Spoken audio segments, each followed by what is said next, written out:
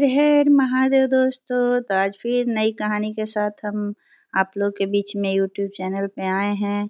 तो और नेकी और बदी की कथा है। आइए कथा की ओर चलते हैं। एक सेठ था बहुत पैसा वाला। उसके पास इतना पैसा था कि उसे मालूम ही नहीं था कि कितने पैसे का वह मालिक है।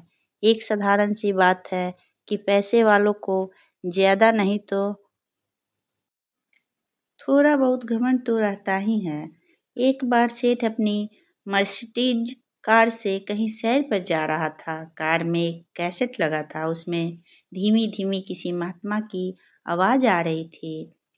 महात्मा जी बोल रहे थे, यह संसार मिथ्या है, माया है। जो कुछ भी कमाओ बस यहीं रह जाएगा। कुछ भी ऊपर जाने वाला नहीं है। सेठ महात्मा जी की बात सुनकर अपने आप से एक चैलेंज की बात सोचता है। वह कहता है, मैं महात्मा जी को झूठ साबित कर दूंगा। मैं अपनी कमाई हुई संपत्ति ऊपर ले जाऊंगा। यह बात उसे सोते जागते सताने लगी। एक दिन अपने 10,000 कामगारों के बीच उन्होंने एक यह बात पूछा, मुझे तरकीब बताओ कि मैं अपनी कमाई गई दौलत अपने साथ ऊपर कैसे ले जा सकूंगा। जो कोई भी मुझे आइडिया बताएगा मैं उसे 1 करोड़ रुपए दूंगा।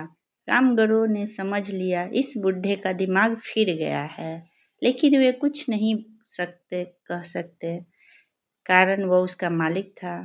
1 सप्ताह बीत गए, कहीं से कोई जवाब नहीं मिला।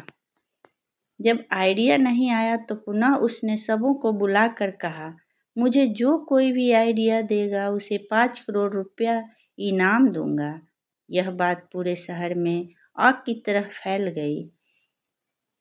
एक अनजान व्यक्ति सेठ के पास आया और बोला, आप अमेरिका गए हैं? वहां जाकर सबसे पहले क्या करते हैं? सेठ ने कहा, हाँ गया हूँ। वहां जाकर सबसे पहले भारतीय नोट को अमेरिका के नोट से बदलते हैं। अनजान व्यक्ति ने फिर कहा, आप लंदन गए हैं? वहां जाकर क्या करते हैं? सेठ ने कहा, हाँ गया हूँ। वहां जाकर भारतीय मुद्रा को लंदन के मुद्रा से बदलते हैं। लेकिन यह आप बार बार क्यों पूछते हैं? अनजान व्यक्ति ने फिर पूछा, आप लीबिया गए हैं? वहां जाकर क्या करते हैं? सेठ ने इस बार झल्ला कर कहा, हाँ गया हूँ। वहां जाकर सबसे पहले भारत के पैसों को वहां के पैसे से बदलते हैं। इसके बगैर वहां कुछ भी नहीं कर सकते हैं। जहां की जो मुद्रा है उसके बिना वहां का कोई काम नहीं होने वाला है। लेकिन तुम यह बार बार मुझसे क्यों पूछ रहे हो?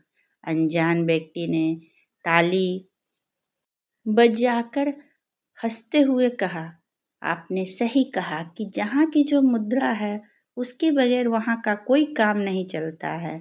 तो आप जान लीजिए कि ऊपर स्वर्ग की मुद्रा पुण्य है, इसके बिना वहाँ का काम चलने वाला नहीं है और पुण्य मिलता है अच्छे कर्म करने से। इसलिए आपको यहाँ का नोट ऊपर ले जाने के लिए आपको इस नोट को पुण्य से बदलना पड़ेगा और पुण्य मिलेगा अच्छे कर्म करने से।